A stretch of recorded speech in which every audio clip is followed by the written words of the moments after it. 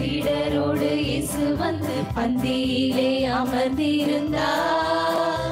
தம் மேலாடை கலைந்து இடுப்பினில் துண்டை கட்டி சீடரிடம் எழுந்து வந்தார். பஸ்கா உணவினை அருந்திட சீடரோடு இயேசு வந்து பந்தியிலே அமர்ந்திருந்தார். தம் மேலாடை கலைந்து இடுப்பினில் துண்டை கட்டி சீடரிடம் எழுந்து வந்தார். முகலையில் தண்ணீர் கொண்டு சீடர்களின் பாதம் தொட்டு கழுவி துடைத்து விட்டார். பரிவாழ்வின் பெருமை சொன்னார்.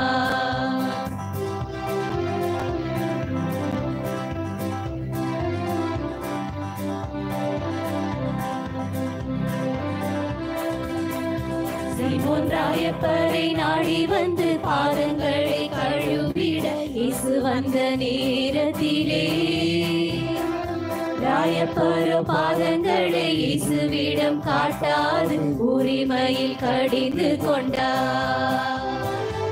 என்னுடைய பாதங்களை என் ஆண்டவர் கழுவுவதா? ஒருபோதும் அனுமதியே, ஒரு காலம் சம்மதியே.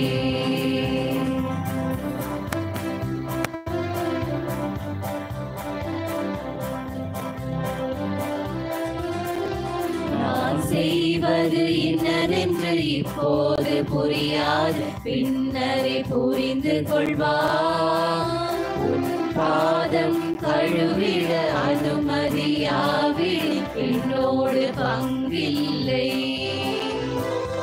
ஆண்டவரே போதகரே, என் கால்களை மட்டுமல்ல என் கைகளை தலையையுமே முழுவதும் கழுவிவிடும்.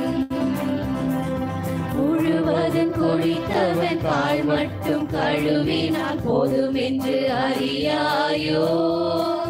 நான் செய்வதன் அர்த்தம் என்னவென்று உமக்கு இந்நேரம் புரியாதோ?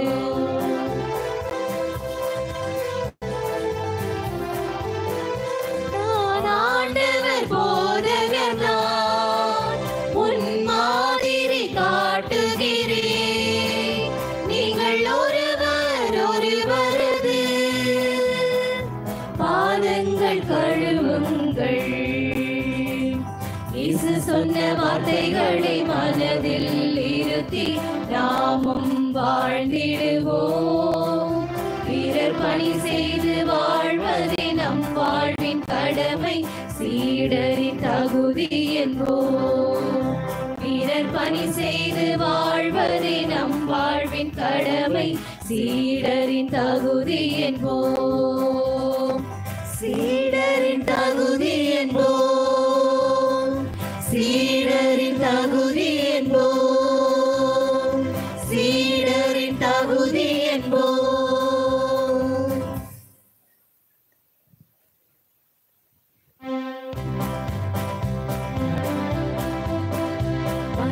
உணவினை அருந்திட சீடரோடு இயேசு வந்து பந்தியிலே அமர்ந்திருந்தார். தம் மேலாடை கலைந்து இடுப்பினில் துண்டை கட்டி சீடரிடம் எழுந்து வந்தார்.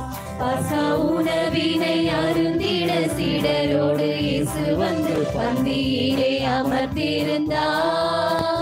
தம் மேலாடை கலைந்து இடுப்பினில் துண்டை கட்டி